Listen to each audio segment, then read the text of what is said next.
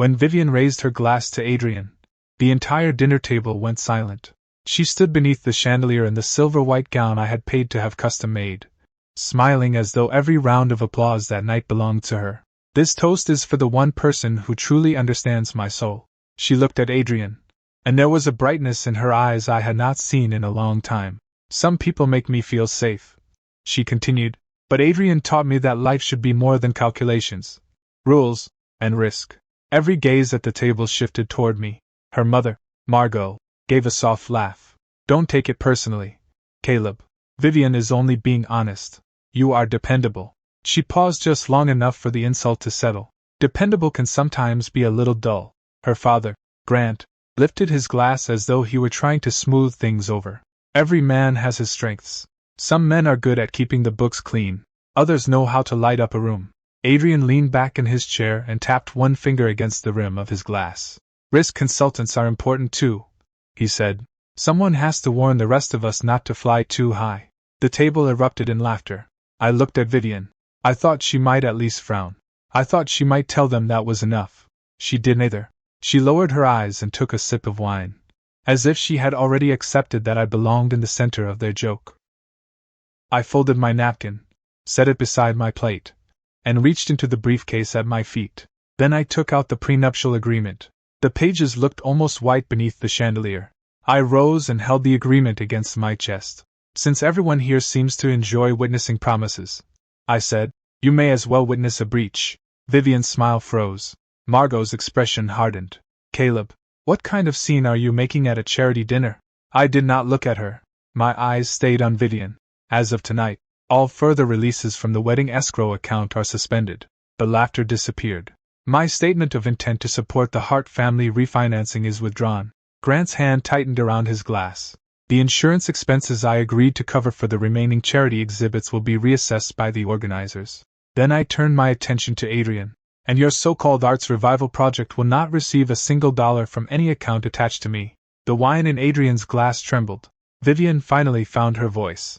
"What are you talking about?" I opened the agreement to the disclosure page bearing her signature. "You declared that you had made no commitment to any third party involving my funds, my credit, or any assets you expected us to share after marriage." I placed my finger on the line. "But you sent Adrian the wedding financing draft. You also included my future guarantee in his project budget." Her face lost color. "Vivian, you weren't raising a glass to your ex." I closed the agreement. "You were raising a glass to my money." The string quartet continued playing somewhere across the ballroom, but every face around me looked as though the music had stopped. Vivian and I had been engaged for almost a year. She was one of the most sought-after event planners in Greybridge. Charity auctions, gallery openings, private foundation dinners. She could turn an ordinary hotel ballroom into something that belonged on the cover of a luxury magazine. Vivian loved lights, cameras, and rooms where people spoke softly because they believed money was watching. I was different. I worked as a compliance and risk consultant. My days were spent examining contracts, authorization emails, account statements, vendor invoices, trust documents, and the kind of inconvenient details people hid in footnotes. I did not hate elegance. I simply knew how often elegance rested on delayed invoices, borrowed credit, and facts no one wanted to disclose. When Vivian first met me, she said she needed a man like me. She said crowds and emotion could carry her away, while I was a safety net that would never break. At the time, I mistook that for love. Later, I learned that when someone sees you only as a safety net, she will eventually resent you for getting in the way of her flight. Adrian was Vivian's former boyfriend. He ran a small art representation studio called Vale House. The name suggested an old family gallery hidden behind ivy-covered stone.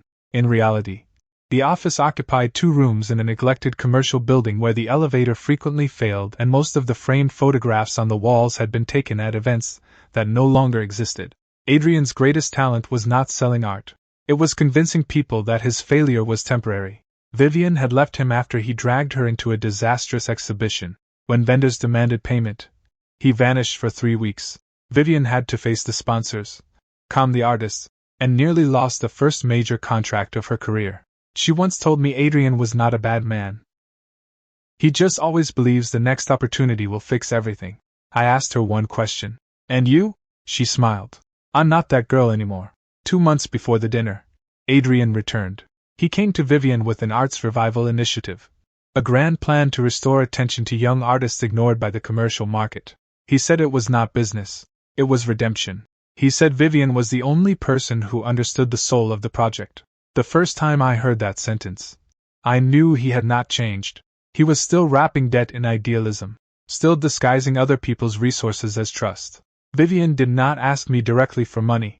She tested the ground first. If an old friend truly wanted to start over, would you give him a chance? A chance? Yes, I said. A guarantee? No. She laughed and called it an occupational disease. You see everything as a risk report. Risk rarely appears without warning, I replied. It usually arrives dressed as a personal favor. She let the subject drop that night. Then she began talking about the wedding budget. The venue, she claimed, had imposed last-minute upgrade costs. The charity auctions supposedly needed additional insurance. Her parents' refinancing application required a clearer statement that I intended to support it after the marriage. Each request seemed minor when viewed alone. Together, they formed a rope being drawn tight. I did not accuse her immediately. Suspicion was not evidence. So I called Daniel, my attorney and the man who had drafted our prenuptial agreement. He reminded me that because the marriage had not yet taken place, not every provision of the prenup was active, but the escrow agreement, the disclosure statement, and the guarantee withdrawal provisions stand on their own. He said, if there has been material misrepresentation, you may suspend unreleased funds. Then his voice sharpened. Do not touch her personal accounts. Do not publish private material. Preserve evidence. Establish the source of every document. And follow procedure. That was exactly what I did. I was not emotionless. I simply understood that if a dispute ended in court, anger would not matter. Dates mattered. Sources mattered. Authorization mattered. Records that verified one another mattered. The first clue came from the shared wedding project mailbox. Vivian had created it for vendors, the finance assistant, the venue manager, and me. Since I was the primary payer, I had full access to the financial records. One morning, Naomi, the finance assistant, sent me an archive index. Among the attachments was a document with a harmless title, Post-Marriage Resource Use Memorandum. Inside Adrian's budget, I found one sentence. Initial credit support anticipated through Caleb's post-marriage household asset arrangements. Beneath it was a note from Vivian. Easier after the wedding. Do not involve him in the details beforehand. I stared at those words for a long time. The amount was not what disturbed me. What mattered was that she had placed my future inside another man's plan without believing she needed my permission. The second clue came from the venue. Vivian claimed an additional payment had to be released for upgrades. Daniel's assistant contacted the venue manager under the authority provided in the contract. The reply was simple. No additional upgrade requested. Final payment date unchanged. The amount Vivian wanted released almost exactly matched the budget Adrian had announced for his first preview event. The third clue concerned the Hart family mortgage. Grant wanted me to become a formal co-guarantor after the wedding. I had never agreed. The only document I had signed was a limited statement of intent saying that, after the marriage and after full disclosure of Vivian's financial circumstances, I would consider whether to provide limited support. It was not a guarantee. Grant had still shown it to his mortgage broker. The broker wrote that the expected participation of a future son-in-law with stable income and excellent credit significantly improved the refinancing outlook. Vivian forwarded that email to Margot. Margot replied with 2 words. We're secure. For the first time, I did not feel like a future husband. I felt like collateral that had already been registered. I still did not cancel the wedding. I gave Vivian one last chance. A week before the dinner, I asked her whether there was anything she needed to disclose before I signed the final wedding payment authorization. She was trying on earrings. Such as? Adrian's project. Her hand stopped. Only for a moment. Then she smiled. He only wants to meet potential donors at the dinner. I haven't promised him anything. What about funding? Caleb. Not again. She put down the earrings and faced me. Can you stop treating me like one of your audit subjects? I am asking my fiancée. She came closer and wrapped her arms around my waist. You are the man I love. Adrian is the past. Once the dinner is over, we focus on the wedding. Her voice was soft. In the past, that would have been enough to make me retreat. This time, I only said, I hope so. When she raised that glass to Adrian in front of everyone, the final uncertainty disappeared. It was not a careless remark. It was a declaration. Adrian represented freedom, romance, glamour, and the approval of the world she wanted to impress. I represented mortgage payments, clean credit, escrow accounts, and the ground that would keep her from falling. She wanted the stage. She also wanted me backstage paying the bills. Margot was the first person to recover. She stood and lowered her voice. Put the papers away. This is a charity event, not a place for a domestic argument. Because it is a charity event, I replied, I am suspending the insurance support connected to my name. I will not allow my money to enter an undisclosed private project. Adrian's eyes narrowed. Are you accusing me of misusing charity funds? I am not accusing you of theft, I said. I am saying my money will not fund your project. Whether you used Vivian's event to promote yourself is for the organizers to investigate. His face tightened. Vivian stepped toward me. Why are you doing this to me? You could have asked me privately. I did. You said there was no commitment.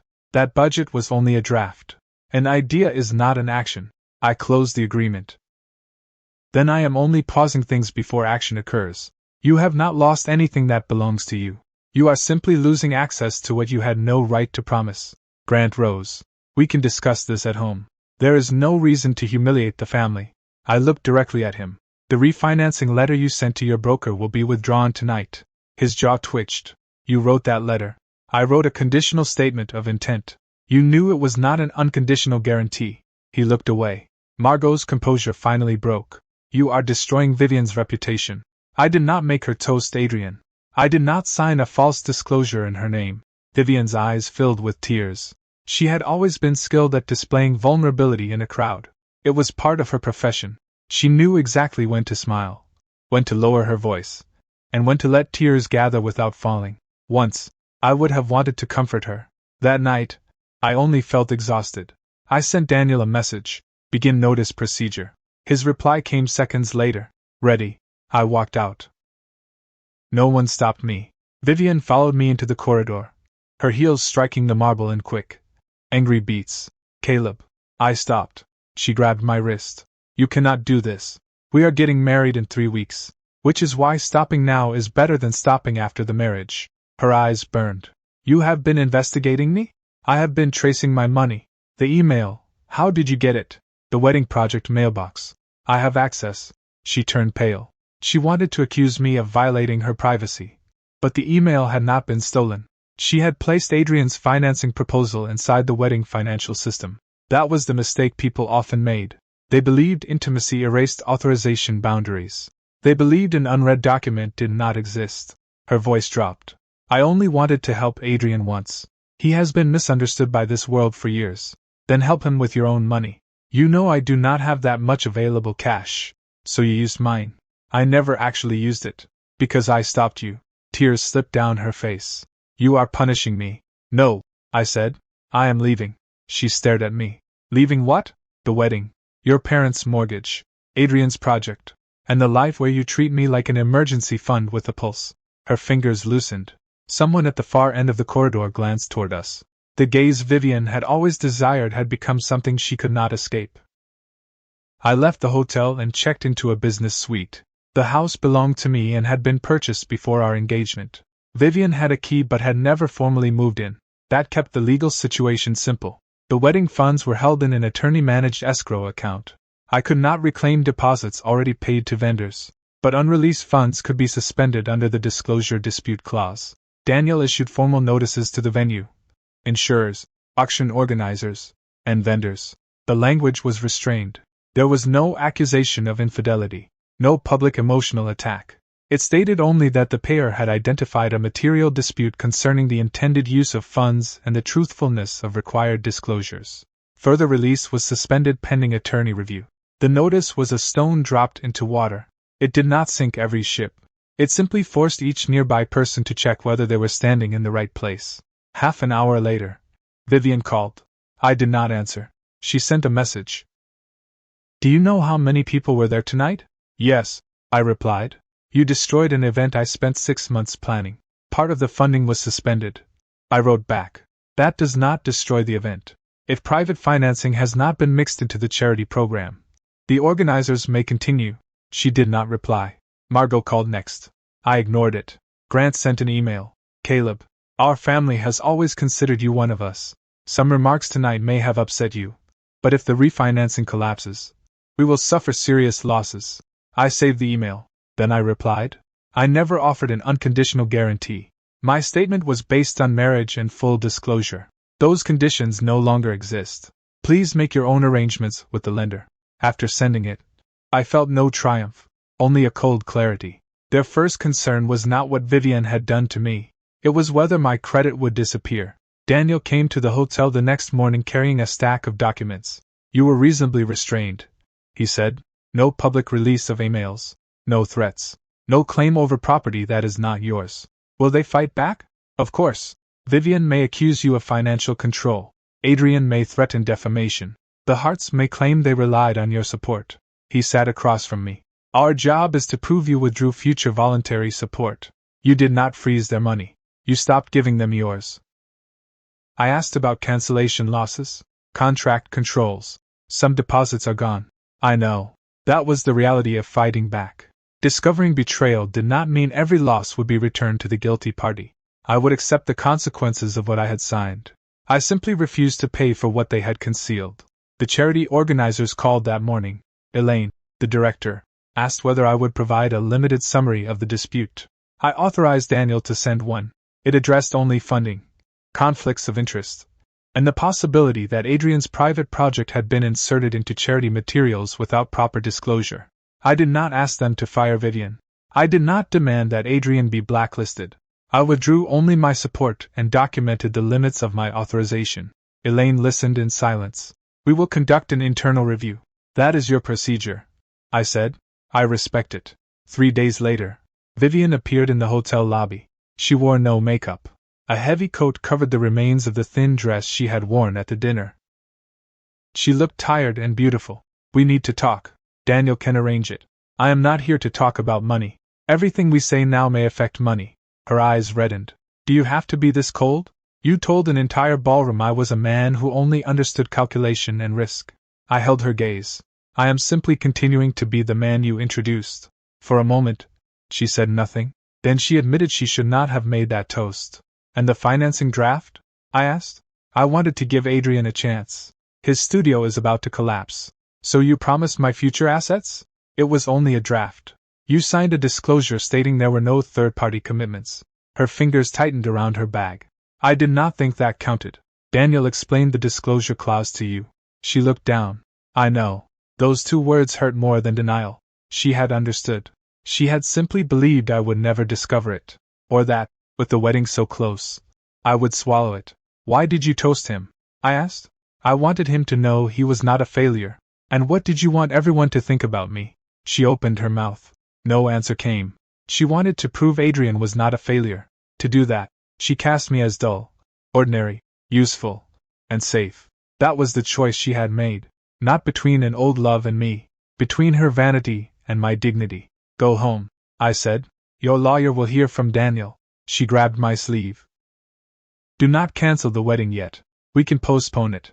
For how long? Until everything settles. Settling does not erase what happened. I listed the conditions. She would need to admit the false disclosure. She would need to remove Adrian's project from the charity event. She would need to notify the lender that my statement of intent was not a guarantee. Her face turned white. If I do that, everyone will know. Know what? That I ruined everything. I removed her hand from my sleeve. Vivian, your greatest fear is not losing me. It is letting people see that your elegance was built on concealment. She did not deny it. Over the next week, nothing exploded. Reality moved more quietly. Vendors asked whether the wedding was still proceeding. The insurer suspended coverage for several high-value charity exhibits. Adrian's preview venue demanded an advance deposit. The Hart family's lender recalculated their debt-to-income ratio without my projected support. Every email was polite. Every polite sentence cut. Margot blamed Vivian. Grant blamed me. Adrian posted a long statement online about conservative capital suffocating art and contracts imprisoning love. He did not name me. He did not need to. Daniel read the post and smiled. He was careful enough to avoid direct defamation. But suppliers do not like vague funding. The next day, 2 collectors withdrew from Adrian's preview, citing an unclear financial structure. That was when Adrian began to crack. He sent Vivian message after message. She forwarded several to me. Not because she wanted to protect me, because he had begun threatening her. If the financing fails, I will have no choice but to explain that every commitment came from you. Another message read, You cannot make me believe you were ready to leave that ledger man. Then crawl back to him when it becomes inconvenient. I read the phrase ledger man. I felt no anger, only confirmation. Adrian had never misunderstood my value. He understood it perfectly. That was why he needed Vivian to despise it. She asked me what to do. In the past, I would have solved everything. Called the organizers, drafted a statement, spoken to the vendors, pulled her out of the wreckage. This time, I replied with one sentence. Give the messages to your lawyer. She did not answer for a long time. It was the first time she realized I would no longer catch her automatically. The charity review found that Vivian had inserted Adrian's proposal into materials prepared for the auction. No charitable funds had been stolen, but she had failed to disclose the personal relationship and the private financing discussions. That violated the organizer's conflict of interest policy. There was no criminal complaint. There was no evidence of theft. But Vivian was removed as lead planner for the next season. She received payment for completed work. Yet her future recommendation status was suspended. I did not destroy her career with a sentence. Her own documents and the organization's rules created the result. When she called, her voice was almost inaudible. They removed me. I know. Are you satisfied? No. Silence. I would rather none of this had happened. Her breathing changed. Then why did you not explain that I made one mistake? You did make a mistake. Mistakes still have consequences. She began to cry. I did not know this would happen. You did. You knew Adrian had to be disclosed. You knew the funding discussions mattered. You simply believed no one would enforce the rules. After the call ended, my chest ached. I was not stone.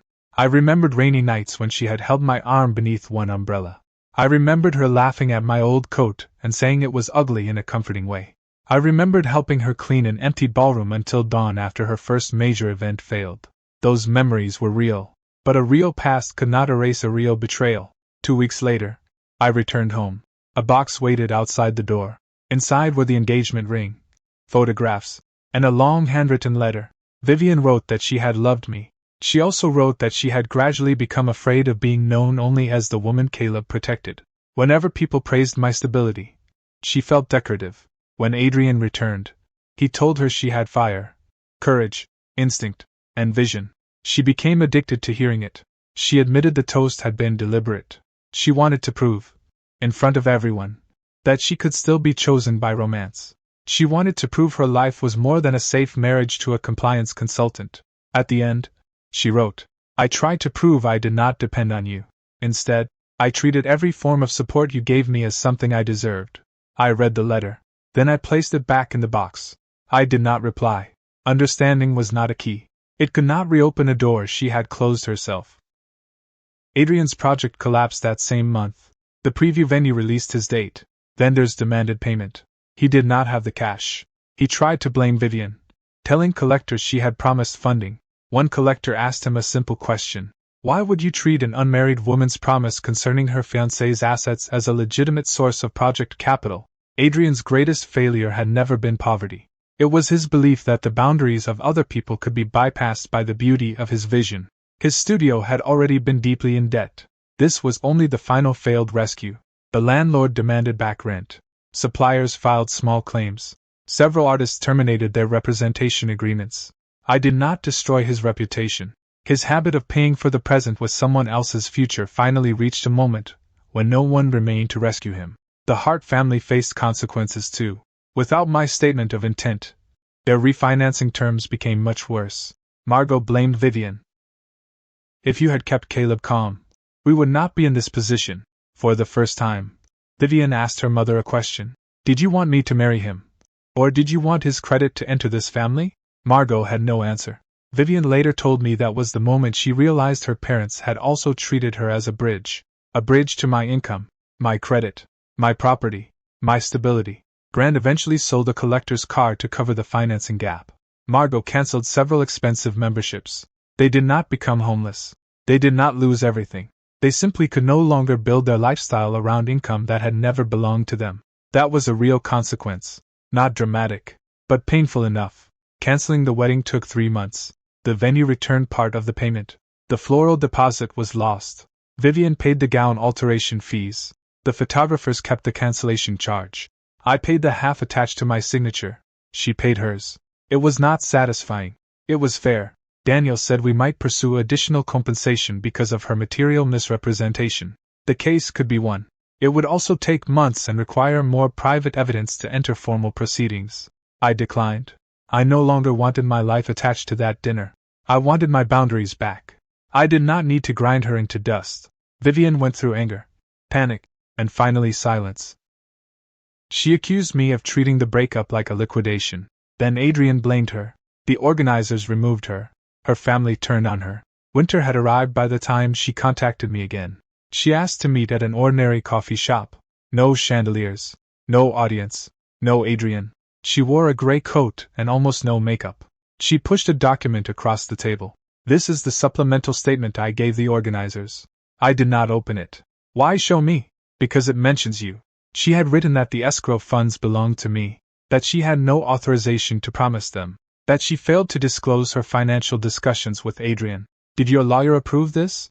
I asked. Yes. It will not fully repair my reputation, she said, but at least people will stop believing you used money to punish me. It was the first time she had protected the truth even when it made her look worse. Not to bring me back. Simply because she had finally accepted that truth should not kneel before appearance. Thank you, I said. She gave a bitter smile. I used to hate it when you said thank you. Why? Because when you say it, it sounds like a door closing gently. I did not deny it. She stirred her coffee. Adrian came to see me. He said if we called everything a misunderstanding, he could restart the project. Did you agree? No. I gave his threats to my lawyer. She looked down. I truly believed he understood me. Then she smiled without humor. He understood what I most wanted to hear. I said nothing. She continued. I also understand now that you were never incapable of romance. You simply refused to perform romance with someone else's money. The sentence moved something inside me. Late understanding was cruel. It proved she had always been capable of seeing the truth. She simply had not wanted to see it while I was still there. If there had been no toast, she asked, would we have married? Maybe. Her eyes reddened. Do you still love me? I did. And now? Now I cannot trust you with my future. Because of Adrian? No. Because you needed to belittle me in front of others to prove you did not depend on me. Tears fell beside her coffee cup. There was no performance left in them. I can change, she whispered. I believe you can. Hope flashed across her face. But I will not spend the rest of my life waiting for you to prove it. That was what finally broke her. Not the agreement. Not the escrow account. Not Adrian's failure. She had finally understood me after losing the right to ask me to stay. Can I hug you once? She asked. I shook my head. Do not turn goodbye into compensation. She closed her eyes.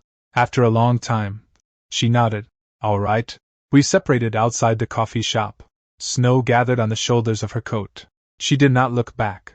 Neither did I. The marriage never took place. So the prenuptial agreement never became a marital property document. But the disclosure statement, escrow clauses, email trail, and guarantee withdrawal notices formed a complete record. Unused funds were returned to me. Non-refundable costs were divided according to contract. Vivian received no claim against future marital assets. Adrian received nothing. The Harts reorganized their financing. Everyone lost something. So did I. I lost a wedding. I lost a marriage I had genuinely expected to enter. I lost deposits. I lost several clients who believed I had handled private conflict too publicly. Some people said lifting the agreement in the ballroom had been undignified. Perhaps they were right. I could have left more quietly. But if I had remained silent while she humiliated me publicly, everyone at that table would have treated my silence as consent. A man does not always defend his boundaries perfectly. Sometimes he simply reaches the point where pain makes elegance impossible. By spring, I had accepted a compliance project for a community arts foundation. They wanted to prevent private relationships, sponsorships, and charitable programs from becoming entangled. Elaine had recommended me. During training, I told the young curators something they did not enjoy hearing.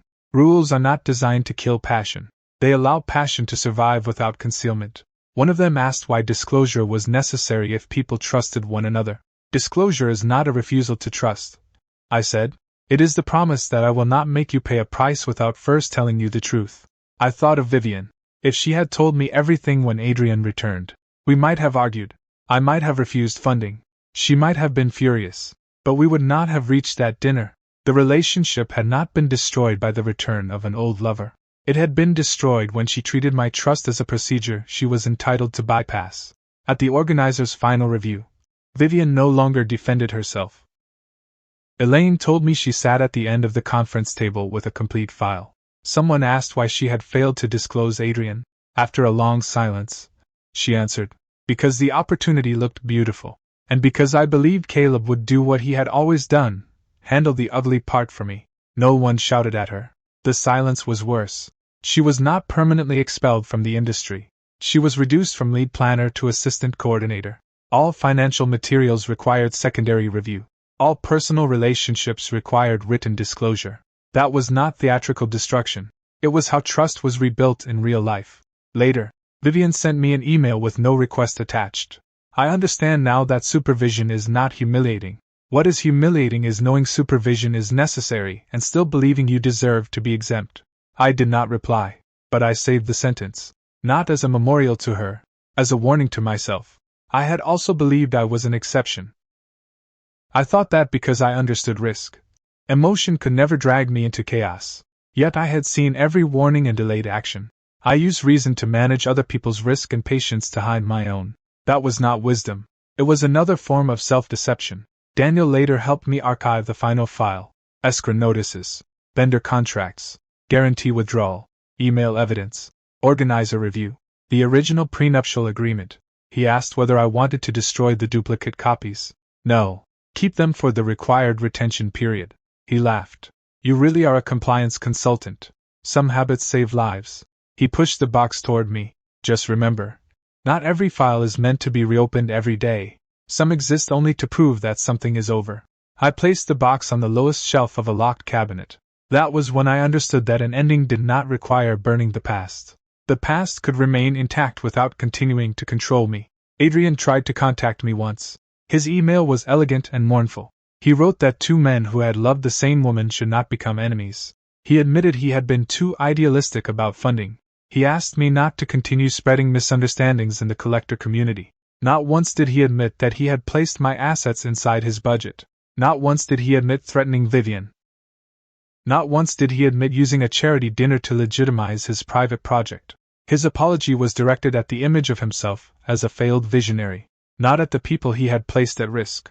I forwarded the email to Daniel. "No response required," he wrote. So I gave none.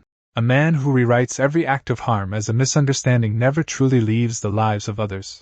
Silence was my final boundary. A year later, the Hart family's finances had stabilized. Grant had sold the car and reduced the household's expenses. Margot struggled most with the loss of appearances. She believed everyone was watching. In truth, the neighbors were busy with their own mortgages, taxes, jobs, and children. Social prestige is often a stage with no paying audience. Vivian once wrote that her mother's greatest pain was not losing a luxury car. It was discovering that no one respected her less after it disappeared. When I read that, I smiled for the first time. So much of the theater people kill themselves to maintain exists only in their own minds. My clients gradually returned. Not all of them. Some people avoid anyone touched by controversy. Others trusted me more. They said a man willing to withdraw a guarantee from his own fiancée was at least someone who understood that boundaries were more than decorative language. I did not treat that as victory. Rules did not erase pain. Whenever someone discussed weddings, I still became quiet for a moment. Whenever someone said couples should not divide things so clearly, I remembered Vivian signing the disclosure forms. She had laughed. "These documents are so cold, but if they make you happy, I will sign." I thought she was accommodating me. Now I understood that she had never respected the agreement. She had treated her signature as part of the performance required to make me feel secure. That was why I later told every client, a signature is not the end of a process. The process is complete only when everyone understands what has been promised, and what will be lost if the promise is broken. A young founder once asked me whether love also required that level of clarity. "Especially love," I said. "Ambiguity forces the most generous person to carry the greatest burden." He had no answer. I knew mine was not romantic. I no longer needed every truth to sound romantic. Some truths were valuable because they allowed a man to sleep at night. When the community arts project ended, Elaine gave me a small painting. It showed a long table. There were no crystal glasses, only white plates and a simple bunch of blue flowers. A young artist had painted it after attending the disclosure training. The title was Transparent Dinner. I hung it in my study. Every time I looked at it, I remembered the opposite dinner. The lights had been expensive. The wine had been expensive. The clothes had been expensive. Yet every sentence concealed a bill. The painting contained nothing luxurious. Still, it looked like a table where a man could sit without fear. That became the life I wanted. Not perfection. Honesty. Not the absence of risk. Risk placed on the table. Not one person protecting another forever. Two people refusing to use love as an unconditional guarantee. One weekend, I collected an old suit I had finally taken to a tailor. It looks much better now, the tailor said. The suit was never bad. No one had bothered to fit it properly. I tried it on. The man in the mirror did not resemble anyone from a luxury magazine, but the shoulders sat correctly. The cuffs were clean. That was enough. Some people mock simplicity because they needed you to stand lower so they could feel tall. In the past, I might have explained myself. Now I simply left the table. Vivian never contacted me again. Mutual acquaintances said she no longer planned extravagant society dinners. She worked on smaller community cultural projects. Some said she had become humble. Others said she had been forced downward. I did not know. I no longer needed to know. Her life was no longer mine to audit. I only hoped she had learned not to use another person's boundaries as proof of her freedom. Adrian eventually left Greybridge. Some said he moved to another city. Others said he changed his professional name and resumed consulting for galleries. I was not surprised. Men like Adrian always find a new stage, a new story, and a new explanation for why the world failed to understand them. All I needed was to ensure my name never appeared on another one of his budgets. That was enough. On the anniversary of the dinner, I passed the same hotel. Another event was being prepared. A red carpet had been rolled out. Lighting technicians adjusted fixtures. Staff wheeled flower stands through the entrance. I stood across the street for a while. Nothing surged inside me, only calm. The city had not stopped hosting dinners because my wedding ended. The world had not stopped shining because one relationship failed. The only thing that had changed was me. I no longer confused the person standing in the light with the person worthy of my payment. I turned away. The wind caught the hem of my coat. The altered suit fit perfectly. My steps were steady. That winter, Elaine invited me to the Foundation's year-end dinner. It was not a gala. There were no chandeliers or champagne towers. The tables held simple flowers and handwritten name cards. Some guests wore suits. Others wore sweaters. No one judged who deserved a seat by the label inside a jacket. Before dinner, the host invited everyone to raise a glass. For 1 second, I remembered Vivian beneath the chandelier, speaking of the man who understood her soul. That night, when I raised the agreement, I had not only defended myself, I had taken my identity back from the stories she told about me. When my turn came, I lifted my glass. To clear boundaries, I said, and to passion that does not require lies to survive. The glasses touched softly. This time, no one existed merely as someone else's background. After dinner, I stepped outside. The snow had stopped. Streetlights reflected on the wet pavement. A message arrived from an unknown number. I truly hope you are happy. There was no name. I knew it was Vivian. I looked at the words for a long time. Then I deleted them. Not because the past had been false. Because I no longer needed her blessing to become the final line of my life. At home, I took the prenuptial agreement from the drawer one last time. The pages remained smooth. The signatures remained clear. Many people believed the agreement had destroyed Vivian. It had not. The agreement was only a mirror. It reflected the promise she had signed and the plan she had hidden behind it. It did not create the betrayal. It simply prevented betrayal from continuing to hide inside love. I returned the agreement to the archive box and turned off the light. The city outside was quiet and vast. I once believed loving someone meant making her feel there was no risk. Now I understood that risk-free relationships did not exist. The relationships worth keeping were the ones where both people placed the risks in plain sight and refused to make the other pay unknowingly. Vivian wanted to be praised. Adrian wanted to be seen as a misunderstood genius. The hearts wanted to preserve a lifestyle beyond their own means. What I wanted was much simpler. I wanted to be chosen for more than being safe, useful, and dependable. I wanted respect. Respect was not expensive, but it could not be purchased with a wedding. An escrow account. Or a guarantee. People later asked whether I regretted holding up the agreement in front of everyone. I thought about it for a long time. If I could relive those months, I might leave earlier. At the first false email.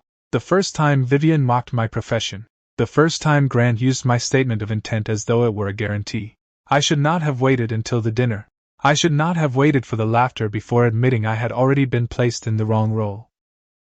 But if the question concerns only that night, then no, I do not regret it. That was the first time I said, in front of everyone, I will no longer carry the role you have written for me. I am not the ledger man. I am not a safety net. I am not the payer hidden behind someone else's elegance. I am not a compensation plan for another man's failed romance. I am Caleb Rowan. My love can be generous. My boundaries must still be respected. The following spring, the Community Arts Foundation formally adopted its new disclosure system. They invited me to deliver the final training. After the meeting, the young woman who had once asked why trust required disclosure approached me. We saved the project, she said, because the private relationship between the sponsor and the artist was disclosed early. It never became a scandal. I nodded. That is what rules are supposed to do. No one was destroyed.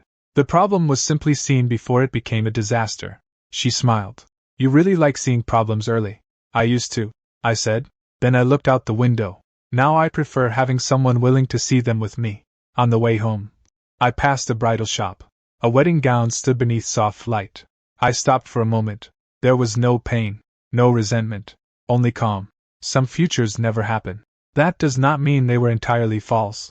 It means they stopped where they needed to stop. I kept walking. The wind moved through the street. There were no missed calls on my phone, no lawyer waiting for instructions, no disaster waiting for me to repair it.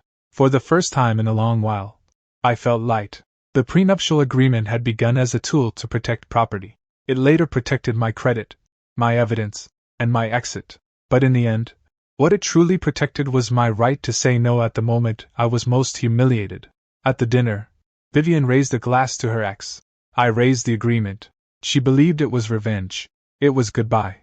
From that moment on, she could no longer decorate her image with my silence, and I no longer had to remain at someone else's table as the dependable, uninteresting man who always paid the bill.